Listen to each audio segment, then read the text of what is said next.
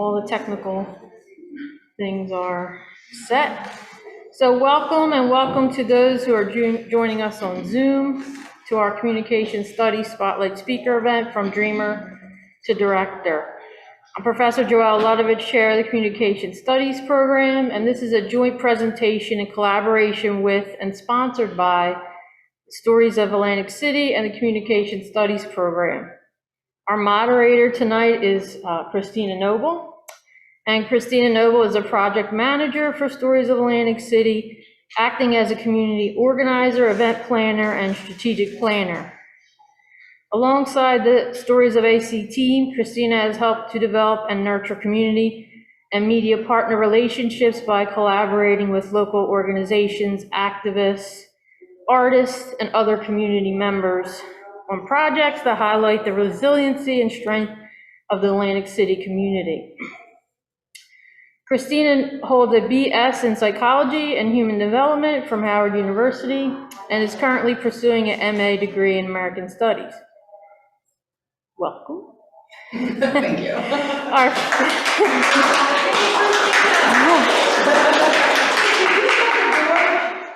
Or close it a little bit. Our featured COMM Spotlight speaker is Tiffany McPherson. Tiffany McPherson is a newscast director at 6 ABC, the #1 television station in Philadelphia. Tiffany has been in the industry for 11 years, starting with a humble beginning at NBC 40 right here in South Jersey, right down the road, actually.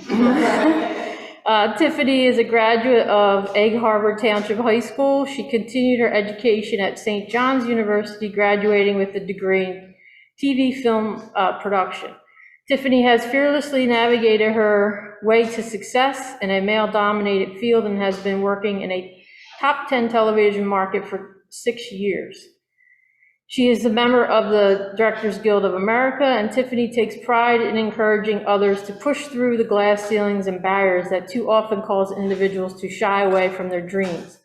Tiffany has a passion for the next generation. In her free time, she volunteers for her mentor group, She Inspire, and with the youth ministry at Faith Baptist Church.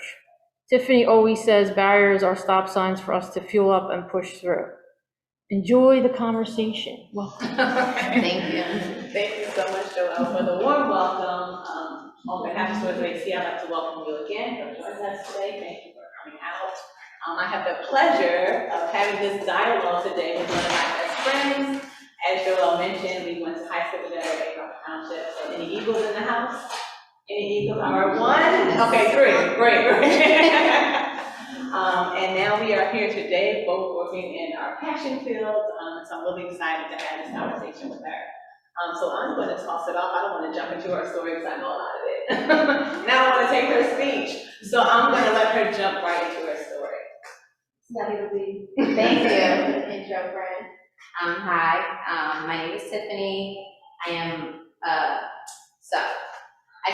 I went to EHT, and that's where I got into TV film. Like, I was a part of EHT TV, I did the morning announcements, and I did whatever they asked me to do there. So from there, I knew that's what I wanted to do for, like, my real job.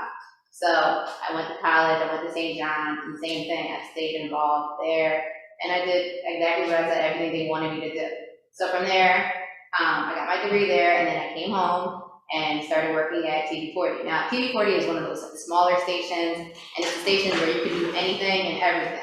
So you can be a graphics operator one day, you can be an audio op the next day, you can be floor director, and then you can edit another day, or you can be on air. So I just did everything to make sure I really wanted to be a director. So after being there for a year, somebody was leaving, they're like, hey, you picked things up pretty well, do you want to be a director? And I was like, yes, absolutely. So I became a director there, I was director there for 4 years, and I helped launch a morning show, which was called Today in South Jersey. So we did that until TV 40 closed, and then I went to Philly. I mean, that's where everybody wanted to be anyway. So on TV, there's things called markets. So you want to, like, people urge to be in the top 10 markets. Like, markets are based off the city size and the viewership. So if you're in the top 10 market, that means that you're kind of like basically good at your job. So you kind of want to be in those areas because they have more money, they have more resources, and they have more shows for you to do. So when I went to Philly, I was super excited. I worked at Fox 29. I was part-time, and I was 1 day a week. It was terrible. But again, I still did, but that was a union place. So at Fox 29, I joined the BDA, which is Directors Guild of America, and there I could, you had to do one thing. So I was there direct, and I was just a director.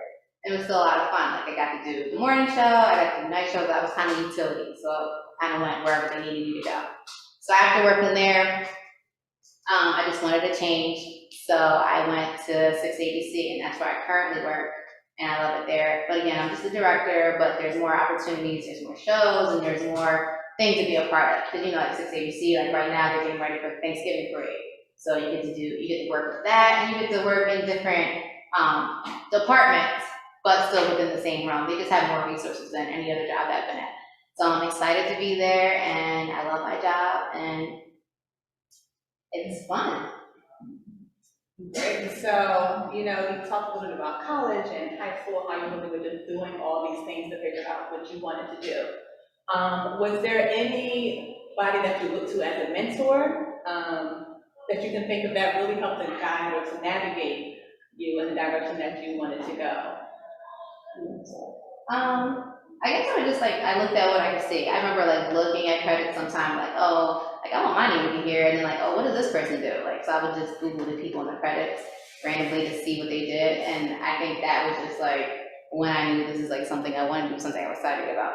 But I always cameras and taking pictures and making sure we could save memories. I remember my grandfather had this Polaroid camera, and I used to take pictures with that. And then when I was younger, the thing was those sticky film cameras that you take a picture and it was a sticker. So I was all into that. So, and then in high school I was historian, which was basically all I did was take pictures and videos. So I guess I've always just had a knack for wanting to do that kind of stuff. Right, so it's your own self-exploration. Not gonna test, she was always taking pictures. I was her test subject for a lot of those pictures. But she and you love those pictures. I did, they were great. You're welcome. So she always had the knack for it.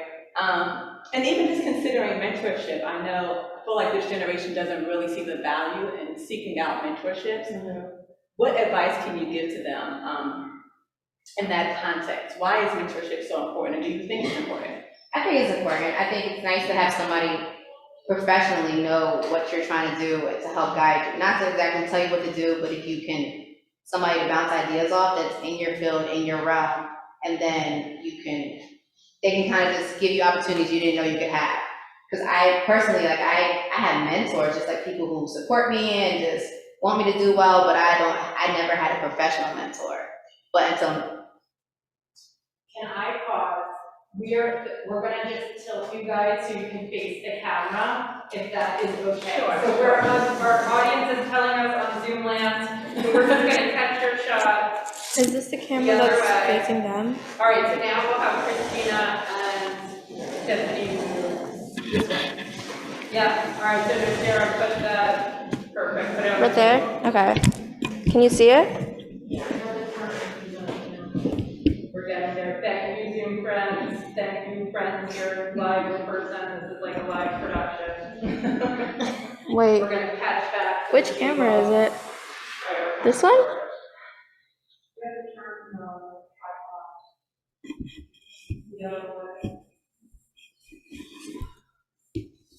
Because it doesn't show on the screen.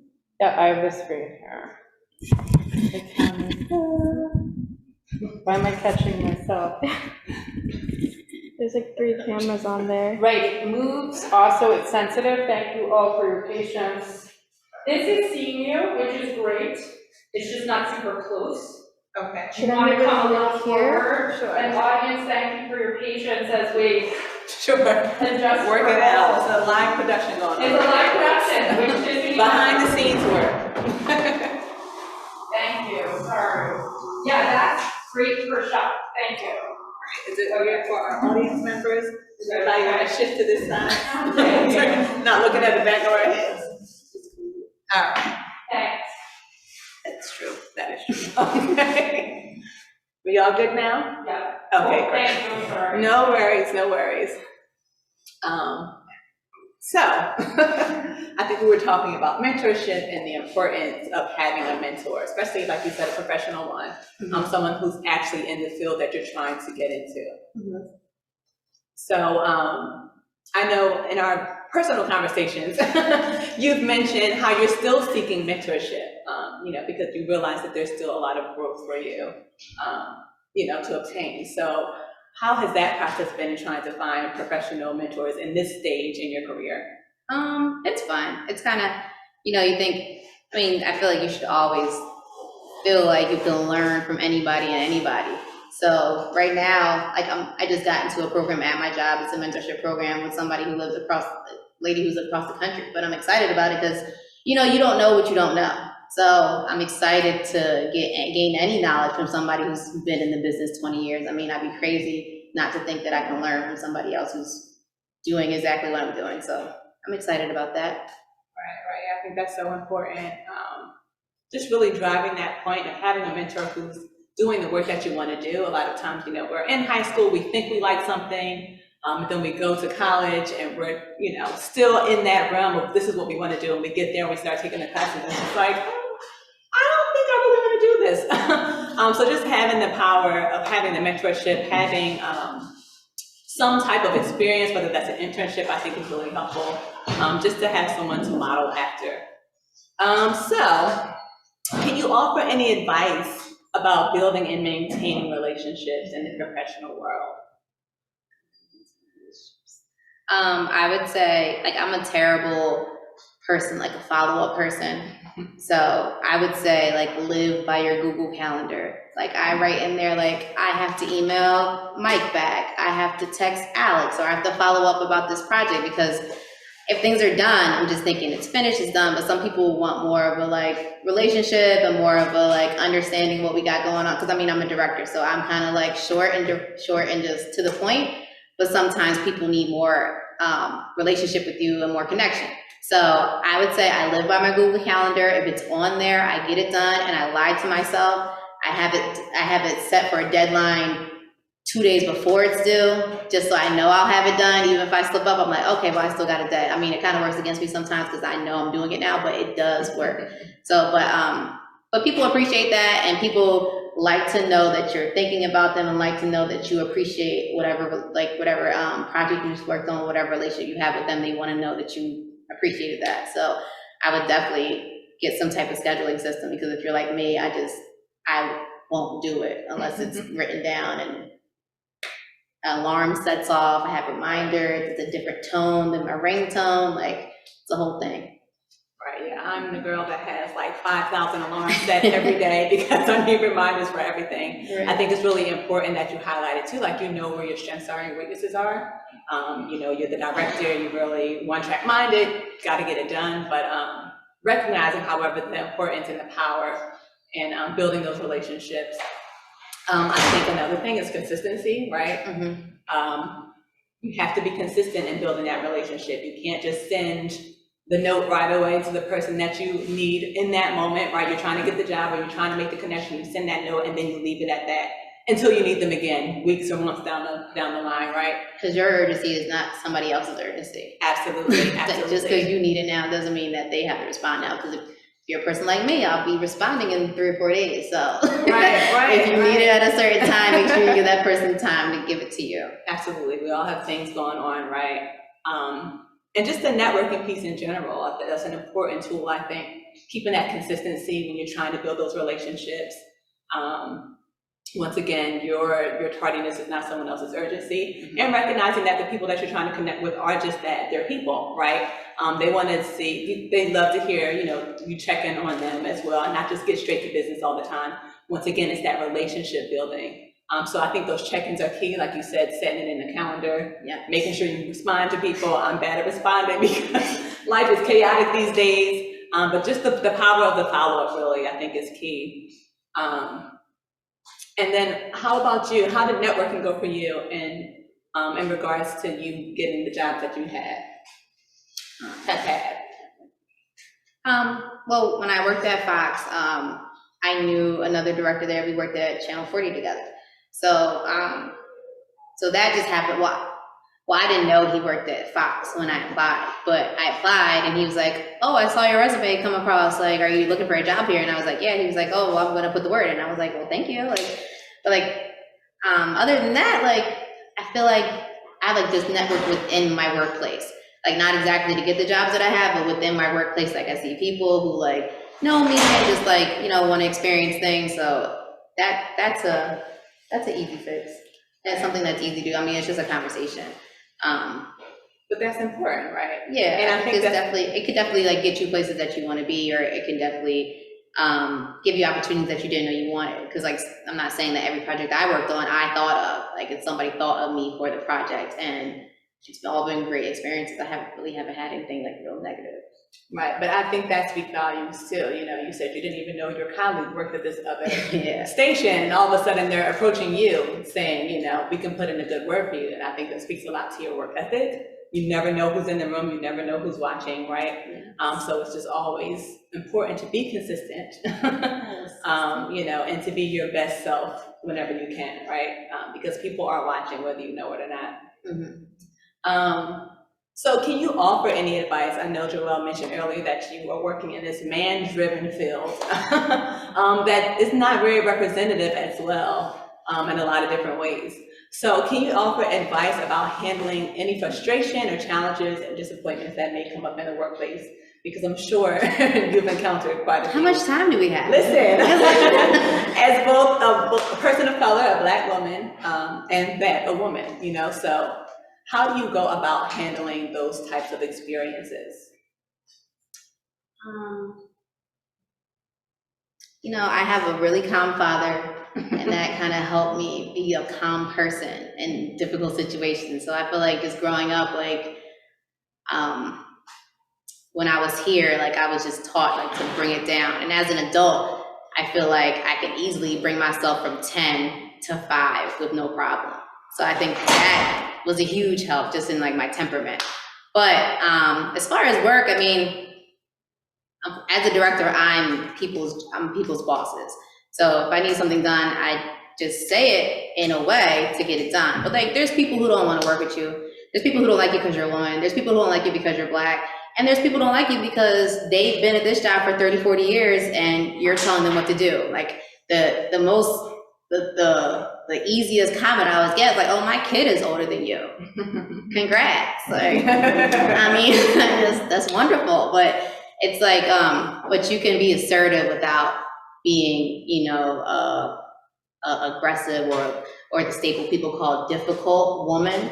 So it's all about your tone and how you say things. Like, people remember how you make them feel, not exactly what you said. So I tried my best to do that. Like, I don't think I ever lost it at work or anything. Like, even, I mean, in a high-paced, high-stress operation. So I just am always just like, you know, just people who can't get me to a certain level. And if I do get to a certain level, like, I know, like if I have time, like, okay, Tiff, like, I'm gonna go take a walk on my break, collect myself, and get myself back together. But there's always gonna be people who just don't wanna work with you just based off of nothing that you've done to them or nothing that you did at work. And, you know, you can't really even let that affect you because who cares? Like, I'm still here to do a job. Quite frankly, you still have to answer to me, so it's done. Like, if you don't want to talk about it, like, it's just like, this is the job that needs to get done, and this is what I need you to do. And it's awful that people still feel like in 2021 that women can't be in certain areas, and that's just, I'm just longing for the day when we're no longer excited about, oh, this is the first woman to do this. Like, no, when that's the norm, like, right. And I feel like, I mean, we're moving in that direction, but we still have work to do. But I mean, I'm excited to be part of it. Right, absolutely. And I can attest that she is pretty calm at work. If anything, I'm the one she calls on those walks to rant a little bit. So she has the best method that works for her. And also shout out to Pop McPherson, because in all the years that I've known him, he's been very calm and even keel. So you definitely get that from your father. But once again, I'm sure you've encountered so many microaggressions in so many ways. I know you talked a lot about being a woman, but also just a woman, a person of color. Mm-hmm. So is there anything that you do in your own time? I know you mentioned in the moment when things may get a little heated, sometimes you'll just step away, take the walk, do whatever you have to do. But just even considering, or in general, the type of work that you're in, especially the year we've had, the year plus we've had with the pandemic, with the uprisings, with the political world, I can only imagine how stressful that is to have to walk into that every day and constantly just, intake that type of content. Is there anything that you do for yourself as a practice of self-care so that you can stay sane and still be able to do the job well? Oh yes, I'm all about self-care. Like Sundays are my days. But as far as like from work, like I just make sure like I don't take work home. I try to decompress before I even do that. Because I mean, you guys watch the news, maybe, right? Yeah. You know, it's all there's nothing's great, especially in the first 5 minutes, and then you turn it off to see because you just want to see what's going on in the world. But there's nothing good there, so I just make sure I don't take work home. Try to decompress before I leave, and I mean, you kind of get a little jaded because you're so used to hearing it all the time, and you're just like, okay, like it's just another day. But I definitely make sure like I check in with myself, and pandemic though, I started meditating. Not super great at it, but I think it's doing something. I like it. I did what everybody else did. I went and bought some plants. I went on hikes. I did all the basic stuff during pandemic to like just keep me sane and out the house and just like not stressful. Because I mean, I live alone, so I'm by myself. Don't want to come home see my parents because I'm potentially getting them sick. Because I'm the only one who's still going to work every day. Like we never went home. So I'm in the building all the time with people still like the unknown beginning of the pandemic. We didn't know what was going to happen. But we're getting temperature checks, we're getting tested every week, we're still wearing masks and wearing gloves, and we don't know what we're doing. So that was a little stressful, but it's definitely gotten better and definitely made me realize like to have a routine. So like I wake up, do my workout, meditate, and then I'm set for the day. So I definitely think it worked. I'm still trying to get this meditation thing down. We all are. The constant thoughts that are going through, at least my head. I have like 20,000 tabs open in my mind all the time. So even when I try to take the downtime or the time to meditate, my mind is constantly like this. So it's hard, but I think the key takeaway from that is really just setting aside that time for you, decompressing, disconnecting, which is so hard, especially since we've been working from home, schooling from home. We're always on our devices, even more so than we typically would be. And so it's hard to really delineate when's the work hours, when's the school hours, when's the me hours. Yes. So really taking that time to get into some type of routine, like you said, and set that time apart for you. So let's talk about deadlines, timelines, and professionalism in general. I know you mentioned earlier how, you're always setting an alarm so you won't forget anything. Same here. But do you have any tips for our folks here for setting those deadlines, sticking to those timelines, and just professionalism in general? Sometimes, not talking bad against our students of this generation, I think the younger generation has a tendency to be flighty sometimes. If it doesn't feel good in the moment, they're out. Like, I'm not dealing with this, not really recognizing that you're burning bridges in the moment, right? So what advice do you have to offer our students about really just sticking to it, sticking to those deadlines, sticking to those timelines, and just being accountable, really? I would just say like you can't think of it as something that I can or can't do. It's like something that has to get done. So, if you just put that in your head, because that's just how the world works in general, not just in TV, not just in anything, but if you say you're going to do something or if you're on a project, like you got to do it. But just try to get it done. I was always that kid that like group projects like wasn't my thing, but like, because I would just be like, okay, let's do this day. I want to get it done. Like some people are so lax. Like people with no sense of urgency, kind of like you can't operate with them. Like we need this done for this day, for this time, and like people like last minute, like it's just too much room for error. Because anything can happen. Like your computer can crash, your files could get lost. You don't have anything you need, so it's just easier to try to get it done as fast as you can and get it away. Absolutely. Early is on time. Early is on time. On time is late. Late is just I'm still working on that. Something I'm still working on. But I think it's super important for students to start to build those characteristics and those habits now. So when you really get out into that professional world, it's not a shock. Your directors, your bosses, they're not going to allow you the grace like your professors would. It's a different environment. They don't care at all. Especially, right, they're paying you to do this job, so you better get it done. There's no grace periods. So I think starting to form those habits now will really be beneficial for you in the long run. So speaking of the group projects, which most of us hate, I hated group projects. So I always felt like I had to take on the work. And I'm sure many of you have felt the same. We were never in a group, so I don't think. Yes. Don't I think we she's worked well talking about together. me. No, we were rarely in class together, Right. certain classes. But could you describe the traits of your ideal team member or the project, the people that you're working on the project with? What are some of the characteristics that you look for? Let's say you're hiring someone to be on your team now. What would you look for in that ideal candidate? Ideal candidate. So I'm building a person. You're building the person. Okay. What do they have to have? They have to be punctual. They have to have a sense of urgency. And they have to know how to do the job that they're hired for. So their resume has to fit. They can't be they can't make their resume too fancy, you know, or they're hyping up the skills that they don't have. No. Right? So the experience counts for you. Mhm. Okay, I think being reliable, right? Because we all have those people that are just not reliable. You cannot count on them. You give them the task that's easiest because you know they're not going to do it anyway. So I think reliability is one thing, right? Mm-hmm. And even, I mean, especially for someone like you who works in this field where you're constantly seeing this negative news, I think you need to be able to work around people that are pretty easy to work with, right? Like easygoing, even keel, down to earth, fun, because especially if you're going to, not saying that this is you, but especially if you're going to a job that you don't really care for, you don't want to then have to also deal with people that you don't really care for. So just being personable all around, I think, is pretty beneficial, right? Mm-hmm. That's what I would look for in a team member. Just chill. What about my team at Tailgate all the time when things are on fire because everything is always on fire? I'm always like, you know, it's all gonna be all right. We'll be fine, my interest. So that is like my motto. It's fine, it'll work out. Mm-hmm. But you need people like that too, who are punctual, who have that sense of urgency, but who also can be flexible, right, and adaptable when need be. So speaking of stories, I know we talked about you having to see all this negative news, especially within the past year or so. Mm-hmm. What is your favorite type of story to cover? If there was a story that you could see every day, what would that be?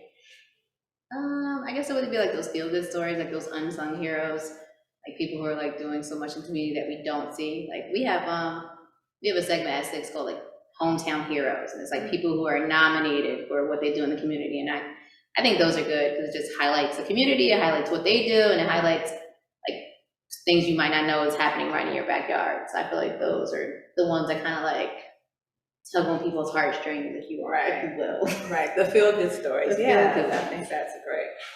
I mean, knowing you, I feel like you'd like to cover sports too. I love sports. Absolutely. You said one. I love sports, but that's every day. We cover that. Right. So I was like, oh, there's something that we had to do every day. Like I would love a feel-good story. Right? We know we're gonna have sports. Right. We know Sports Ben is never Simmons is dying. still not playing. We know it's happening. Sports are never dying. Right. We can be in the apocalypse. What's your favorite And they sport? will make it a Chrissy? sport. I was never the sports girl. Well, I participated in sports and I did track and field and all the things, but I don't really watch it now in my older years. I'll fake a football game like I know what's happening, but that's about it. Don't put me on the spot like that. Oh, I have no more questions. Nothing. Last question I have for you, and then we're going to open the floor to all of our participants today that are here. What is your dream vision for the news? Like, what should the news look like in 20 years? 20 years? In 20 years. And I know we're working our way towards some more representative news and all the things, but in 20 years, what would you like to see happen in the media realm? I don't know. I think I would like the news to, I think it's going in the right direction. I think there's more diversity. I think there's more highlighting on stories that affect, underrepresented communities. I think those are things that are happening now, but I just hope it's not a trend. Like people, like it's trendy now because like civil unrest and the year we had and everything. So people want to keep people happy and do things like that. So I hope it stays the norm. And then if we can redefine what professionalism, like I want people to look happy and excited about wearing whatever they want, wearing their hair any way they want. So just those small things, I think we can kind of just do away with. I mean, it is happening now. Like people are like, it's a whole movement, it's a whole thing, but I hope it just like sticks.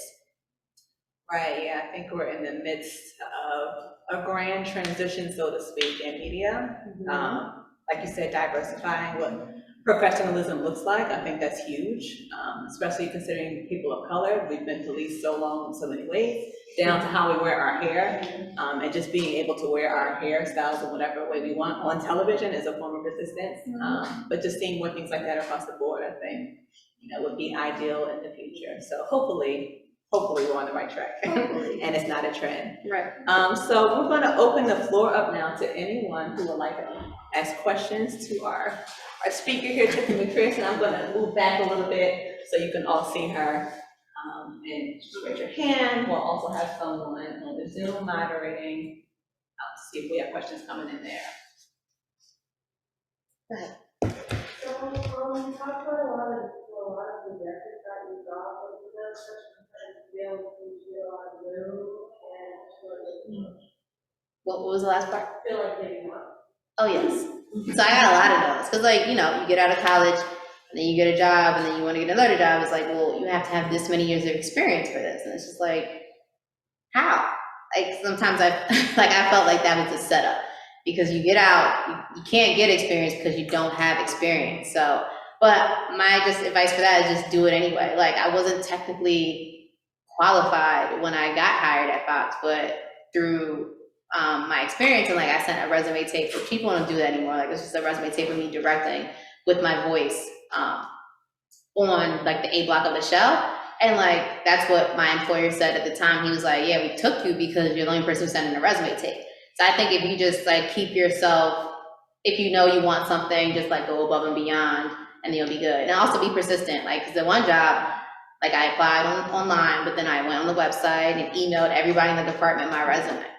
So then when I finally got to like, oh, you're Tiffany. I was like, yes, nice to see you. Because it was just like, I knew this is where I wanted to work, and I knew like I wanted to kind of like stand out from the other applicants, because I can only imagine there's a lot. So definitely was discouraging, definitely got a lot of no's, but just kept pushing. That's what resilience speaks for you, right? Being persistent. And I think that's across the board. You're going to get a lot of no's in any field, really, and you shouldn't let that discourage you. There's only but so many positions available, right, for the one person. We're all vying for the same jobs, right? But being persistent to what you want, or creating the opportunity for yourself. We have so many entrepreneurs now who are making their own lanes. I think that's something to keep in mind too. But just being resilient in that way, not feeling bad because you got the no. Because I'm telling you now, you're going to get a lot of no's in your life. And do not be discouraged. Do we have any more questions? So how do you take something you're interested in and narrow it down into a career path? I don't know, mine was kind of easy, because I knew I liked TV, so I was like, I want to do something in TV. Yeah. But like I said, like I went to a smaller station and I did every position in the building and I was on air. So I was like, okay, well, but I just kind of picked the one that I guess interests me the most, and then it'll feel different. Like, because when I did my other jobs, like it felt okay, but then once I was a director, I was like, okay, this feels like me. So it'll tell you. Yeah. And that's why I said earlier, I think those internships or any type of experience you can get in those fields is really important. That'll really help you to narrow down what it is that you want to do. Because like I said earlier, in our minds there's so many things we think we want to do until we actually start to do it, and it's just like, this doesn't feel good. I don't like this. And I've literally watched her figure out her path. I've seen her in front of the screen, I've seen her behind the screen, I've seen her behind the camera, she's done everything. So I'm sure she can safely say she's in the field that she wants to be in, because she was able to experiment in all those ways. So if there are opportunities that come along, especially here while you're at Stockton, you have all these resources, all these people around you that can help you. Take advantage of them. They'll be more helpful than down the road. Great question. Any more questions? Yes. Hi, I always tell the students that they need to learn how to write. They need to learn how to write well, error-free, and professionally. And I want to know, is that as important as I think it is in your business? Absolutely. Like, so I don't write, but producers write. But we still, like, we write for the web. Sometimes the director, like, we have a segment for the web, and like, it will get ripped to shreds if it's terrible. Like, my boss does not play. So it's like, you need to know how to write. And then if you don't, like, there's like classes and courses that Disney offers, because ABC is owned by Disney. So Disney will offer you training courses on how to write, but they really want you to know how to do it, and you should, like writing for TV and stuff like that. Those are classes that I took in college, and it really kind of shaped me there. And also, like I said, EHTTV in high school, like I had a teacher, Mr. Cohen, like he would take your paper with not even like a red pen, it was a red Sharpie, and it was rude. It was just all over your paper, and then he'd give it back to you. He'd like, try again. So that, like, just knowing I didn't want any red marks on my paper really, like, made me a stickler to keep doing that. And then, like I said, in college, I made sure I take writing for TV courses, because I still didn't know if I wanted to be in front or behind the camera. So it's definitely something that you need to know, because even as a director, like, I don't typically write for the show, but I still have to write things for the web, and even, like, how you write your email. Like, some people won't respond if you don't write it correctly. Like, my boss, like, one time, he'll be like, look at this. I'm not responding to his email. It's like, okay. Like, just people just don't have time to wait. So they want to know that you're taking it seriously. And if you write well, they'll be more inclined to work with you. It speaks volumes to them. Right, I think that's another product of this era that we live in now. Everyone's so used to texting all the time that's how they write in professional settings, and that cannot be. You can't abbreviate words or put the OMGs. I mean, unless I'm emailing Toby, you know. But especially if you're making a first impression with somebody, that stuff matters. You may not think it does, that short message that you're sending quickly, but take the time to really pay attention to what you're writing and you know, how you're presenting this person that's a professional in the realm that you're trying to be in. So that was a great point. Thank you for that question.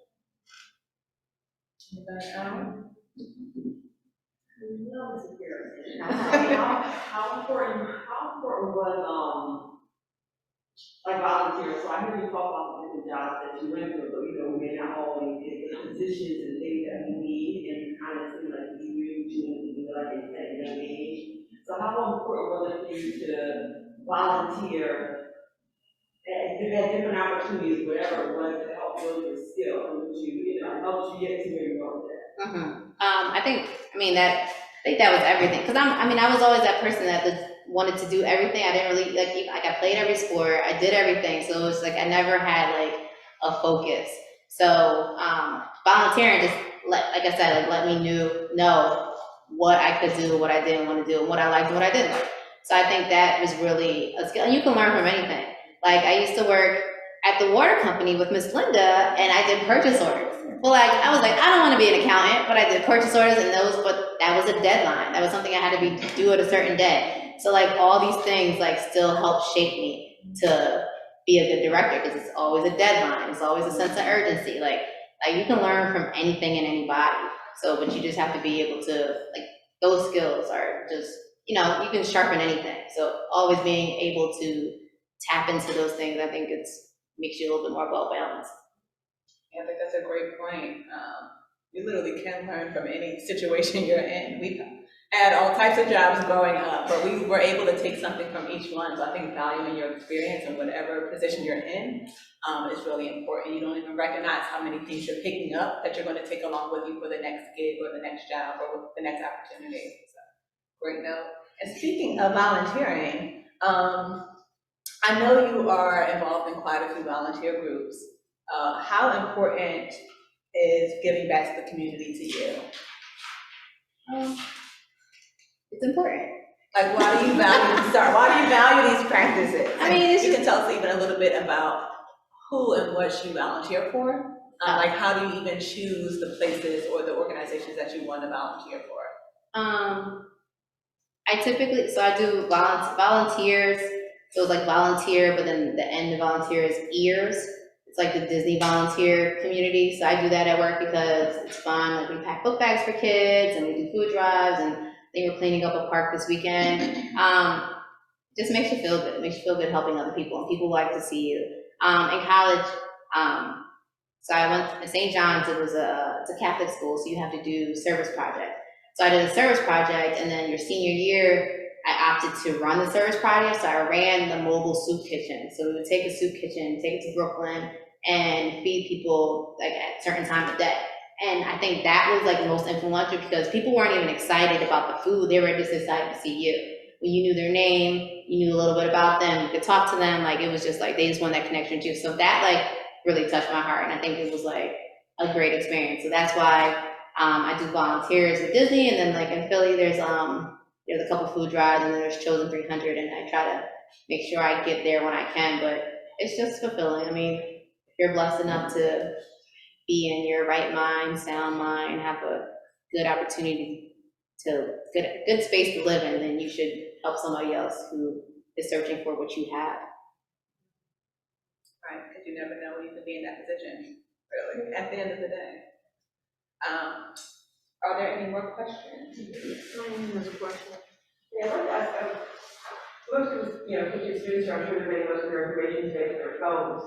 And, just all the clickbait, all the things that are trying to get you to pay attention. So how do you kind of, when you're putting out media, you're putting out a teaser for a show or something like that, how do you kind of think about that as to be, you want to be ethical, you want to be accurate, but at the same time you want to get attention to what you're going to be doing. So how do you kind of try to balance that, I want to get people to come and look at this, but not exaggerate. Right. When they get there. Right. So luckily we have a whole department that is like centered in that. And they just, we have to fact check. You have to have about 4 sources for each story to make sure that your information is true. And especially like when we get like information about like difficult stories, like shootings or killings, like you have to have that specifically done by a police officer. So they want to make sure that we are getting the all the information out fast and accurate, but there's things that we'll hold. Like there's stories we'll get leads on and things we'll know about, but we won't say anything because we can't confirm it by the 4 sources. So that's definitely something. But then we have like a whole like social media team because we know that's the way of the world now. So, but there's definitely guidelines and parameters in place to make sure that we're not overhyping things, we're not scaring people, and that all the information is correct. Accuracy is so important with all the misinformation and disinformation going around now. So we always try to stress that to our students too. Not everything you see on the internet is real. Even when you're doing your research papers and you're finding these random sources, fact check everything. But I can see how that would be so important, especially when you're doing stories like breaking news stories, and making sure you get that information right, prioritizing the accuracy over, the timeliness of it. Yes. Are there any more questions? I have one. Do you have any advice for students?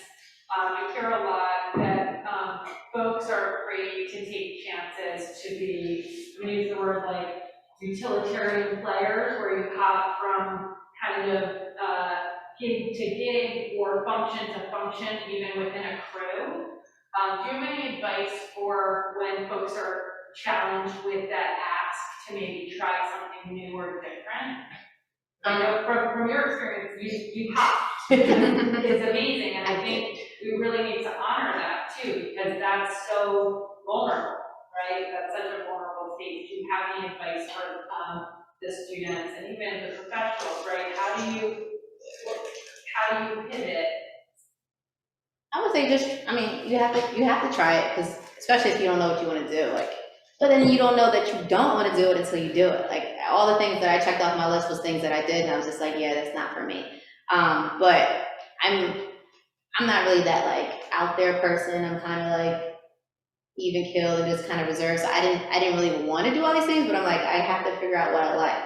So I would definitely say take a chance on it, because you never know. And then versus like, just like I said with everything else, like you can learn from every experience you take. So even if it's not something you want to do, you can still learn a skill or tap into a skill while you're there. So, I think being adaptable is really important in TV, because there's going to be big asks of you sometimes at things that are outside your comfort zone, but you should be willing to do them. That makes you more of a team player, and it makes you more valuable to your employer and your company, because you're willing to adapt, you're willing to change, you're willing to try something new, and you're willing to be uncomfortable in this space. Like, so I would just say just be comfortable with being uncomfortable, because it can work out for you.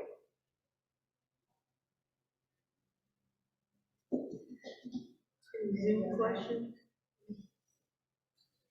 If you could go jump in a time machine back into your days as a student, what would you do differently as far as either organization that you may belong to, or things that you wish you could have, known with your knowledge now that you would advise the students to do that?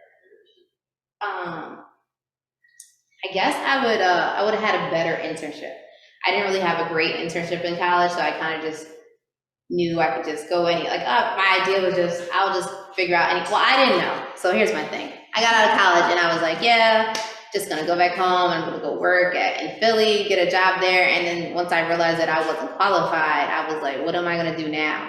So I wish I would have had, I had an internship, but it was in TV, but it was more in the on air and the sales centered department of it. So I wish I had an internship more in the production, and I wish I networked. I feel like I just went there, did my job, and went home. I wish I would have made better connections there, so then I could have hit that person up hey, graduated, can I get a job? But I didn't have any of that. So I definitely should have took that more seriously. But these are things you don't know. I mean, you're not told in school you need to network. You're not told you need to do this. So these are things that I kind of had to find out on my own. But it wasn't bad. I mean, I feel like I did all right. So, but that would be something that I would change if I could. Wait, Tiffany, I have to jump in. We do enforce the network. Toby and I. That is what makes Stockton Communication Studies unique and Stories of Atlantic City unique. Yeah.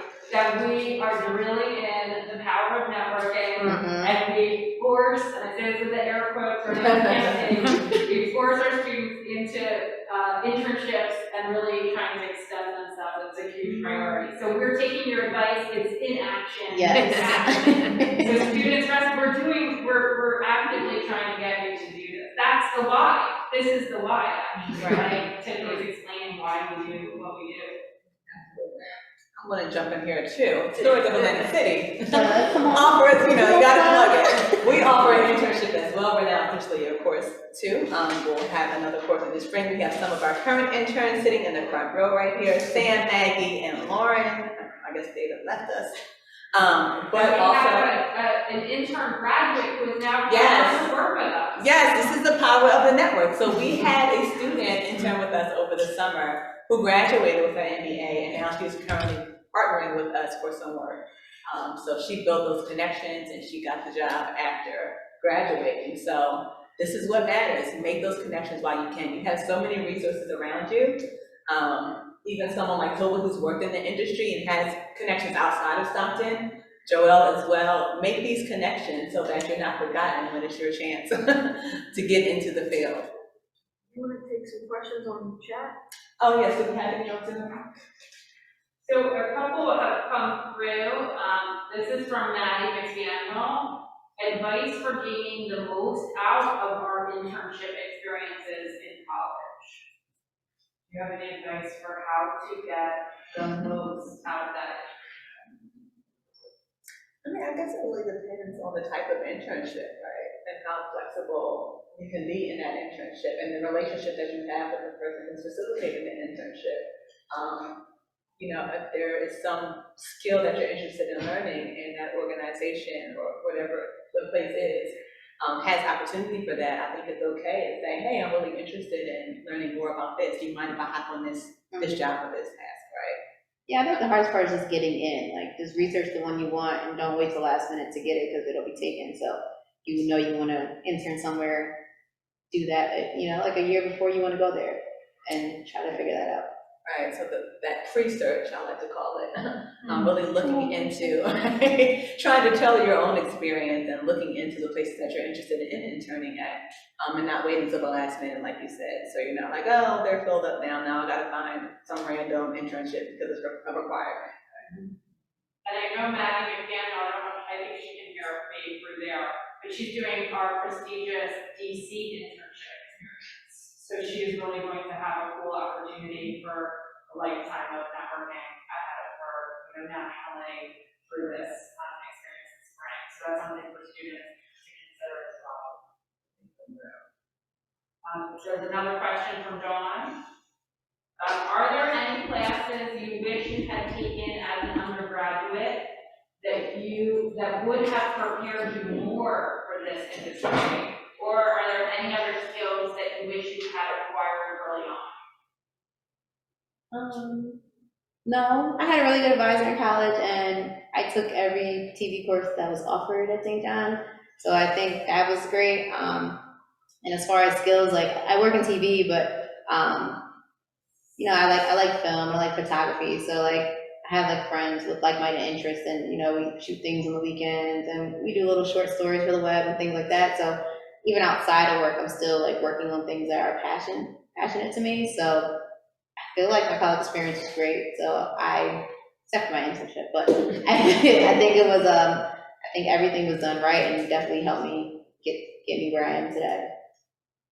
Yeah, I think that's important too, is having those groups of people around you that have shared interests, so you can help to hone each other's skill. I think that's a great point too. Having those people in your circle, that's also a form of networking as well, because those people also know people.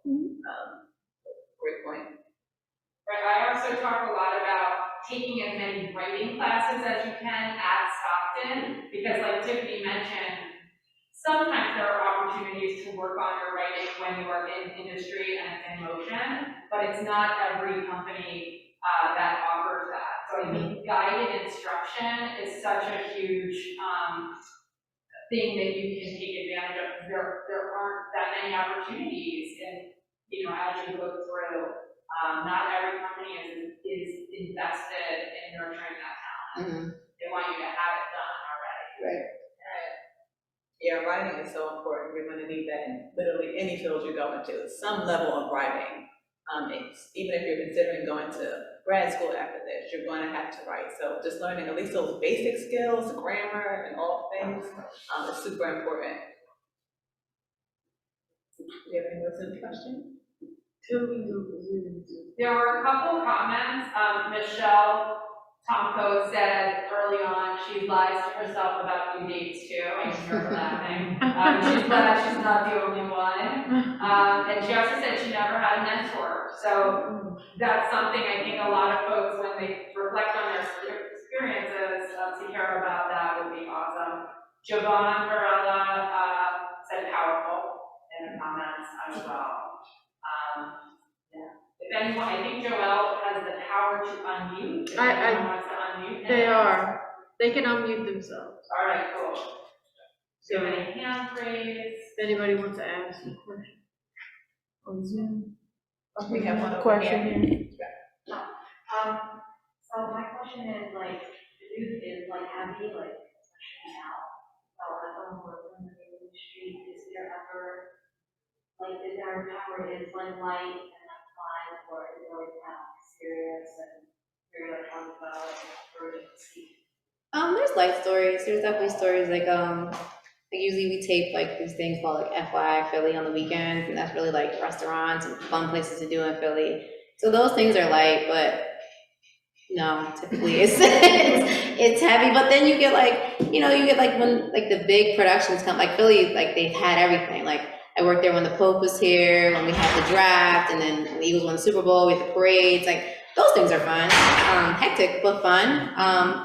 But typically, I mean, everything's not a bad story. But there is bad things in the news. But like I said, you just have to kind of decompress and do your own thing, and just not take work home, and I think you'll be fine.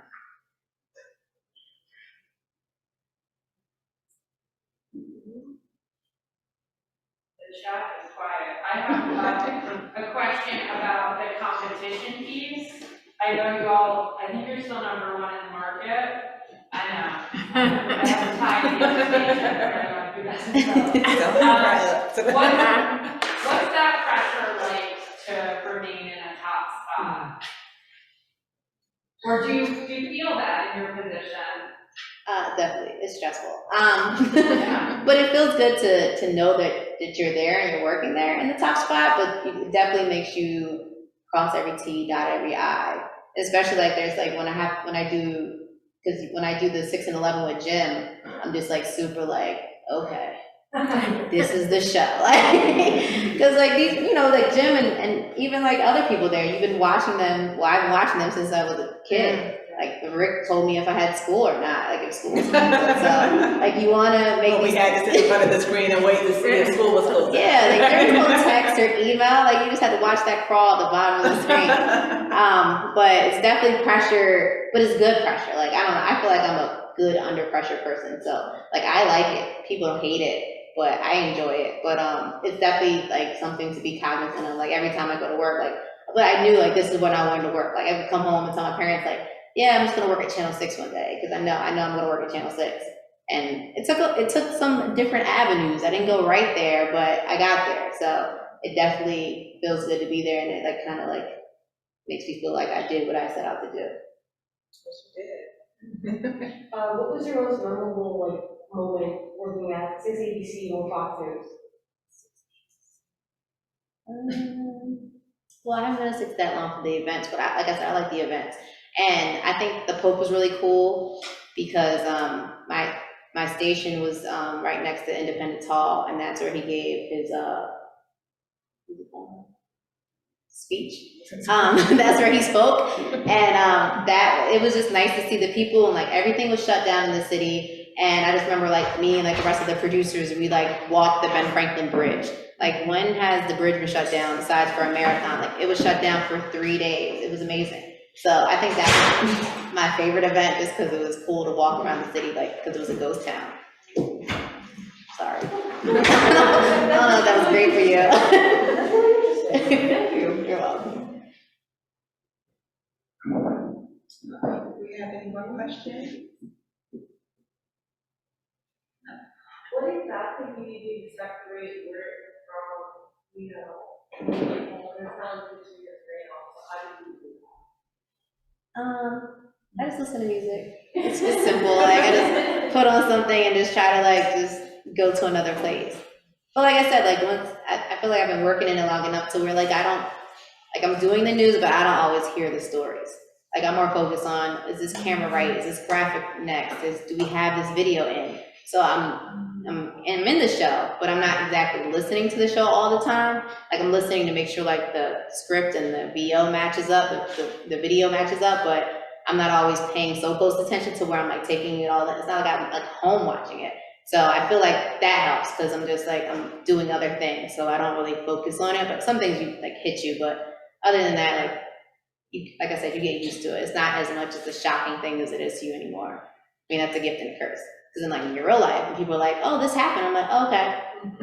But then you're like, all right, be a real person. But, it definitely, but like, it's an easy, like, transition to get used to doing after you're like, you see it every day. It's less jarring to you. You don't understand why he's acting like that in our last conversation. I'm just kidding. She's pretty empathetic. I try. I know that you work in news right now, but do you ever feel or like have urge to want to cross over and go into different avenues of like TV or film, because I know that you use the film on the side. Is that something you want to go into, or is that something you have a future plan? Always. I would love to be a cinematographer, but you know, who knows? I'm not gonna be in this forever, but there's still time. But definitely like would love to do like other film aspects. Like I have like a couple of friends who work on these things, and I've like shadowed them like at their jobs, so that's been fun. But I don't know when I'll take the leap or if, but definitely like I would like to like see like if I could do like the project-based work first, and then see what happens. Yeah, I think we're living in a time now where it's easier to make that transition, whereas I felt years ago it was harder to kind of cross over into the different sectors, but now with all the resources we have available with social media, just making it more easier to contact people, I think that's something you definitely should explore. You could be like the Dos Equis man, the most interesting person in the world these days, because you literally can learn a little about you don't know Dos Equis, the man? Maybe that's too old of a reference. I'm an old person in my mind. The Dos Equis man on TV. Oh my gosh. Well, he was the most interesting man in the world, they would say. And he had these commercials and he was like all over the world doing all different types of things. But anyway. Oh my gosh. Now, if you can do the crossover, you know, I think definitely take the opportunity to learn about whatever it is you're interested in and consider, you know, trying Oh, other things. okay. I apologize. A little pop culture reference, sorry. That's not pop culture. Oh, sorry. Those sorry. Eckies. Do y'all know who that is? No, look, none of that. Nobody under 30 knew who it was. Wow, give away our age, just give away our age. Anywho, I thought we had another question. Pop culture. Yeah, what was your most challenging show?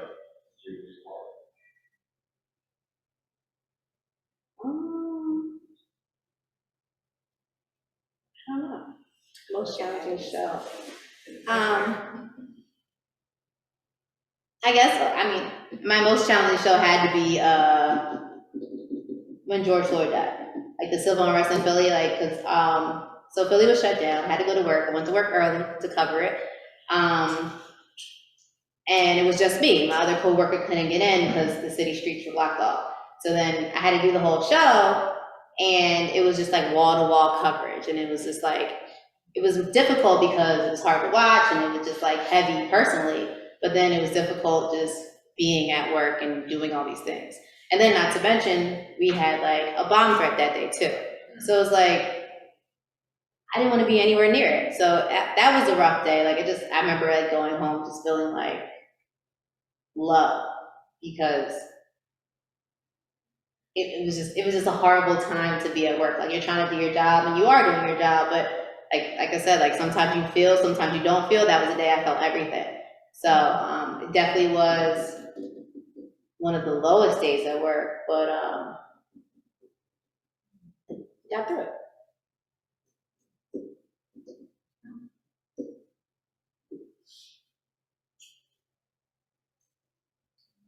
Any more before we wrap it up? I think this has been amazing, and we thank you for your physical flexibility. We stretched tonight. No problem. Oh my gosh, this world that we're living in with the online, so we appreciate literally your flexibility to accommodate our usual lives as well. And I know, I think we want to take a picture.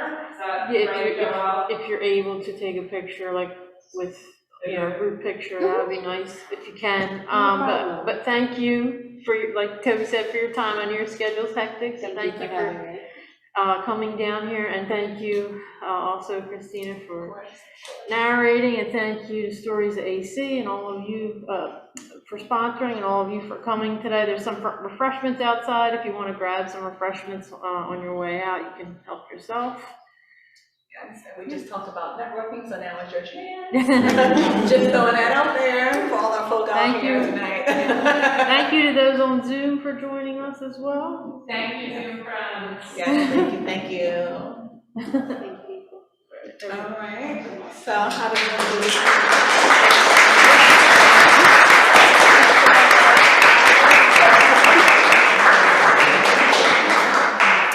So how do we want to do this picture?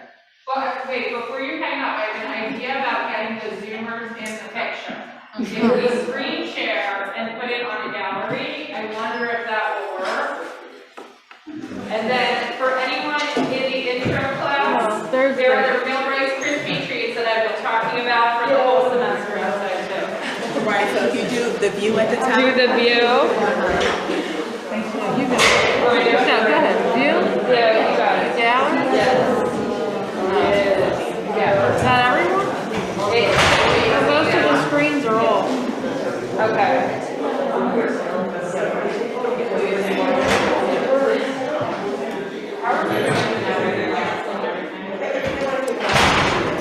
All right, so Diane's going to be our photographer. Oh, okay. Which is awesome. Okay, thanks. Oh, okay, thank you. Just for our program, you know, and for you too, probably you're gonna write about it. No, I don't worry about it. I came in late, I had other stuff, I'm just coming from something else. Oh, okay. right. I missed the whole thing. Oh, okay. Crazy. Well, we recorded it, so if you want to file. I'm so behind. I hear you. So I used to be the press. I said, yeah, I have plenty of time to cover all the things, but then I also need time to write them. I know, right. I know. And upload the photos and edit the photos and put the story online and that takes just as much time as covering it. Yep. And no more. I know. So break, we're gonna do it in front here, Diane, and then we have the Okay. screen behind us, does that make sense? All right, that'll work. Okay. Okay. All right, so come, everybody assemble, it's like you're at the wedding, and it's the big cousins picture, come family, if anyone who wants to, please. Want to get the cousins picture? You wanna pile in front? You know, on the third day, we can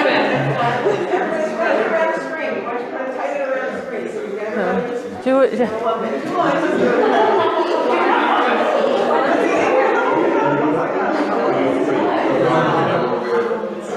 Okay. Joel's on the move, hang on.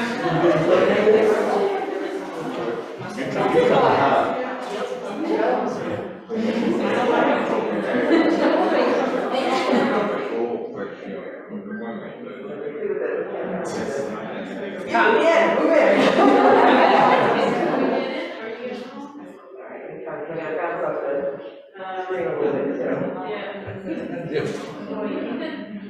You want to do without masks?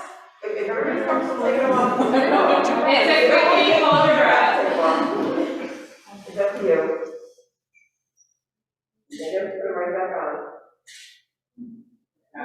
Okay, wait, I'm not putting up the people in the screen, hold on. Okay, one more I'm try. trying to change the settings, it's hard to get the people focused in the screen, it blanks them out. Yeah. We tried. It's bouncing the light off the screen, try to put that in. Let me take what, you know what, maybe look from an angle. Screen friends are staying. Thank you, screen friends. All right, we're gonna look at Diane. You might have to put the rest, and that might make it show up a little better, they're a little far away too. Maybe a little better, okay. I can sort of see the figures in the back there. Thank you so much. Thank you.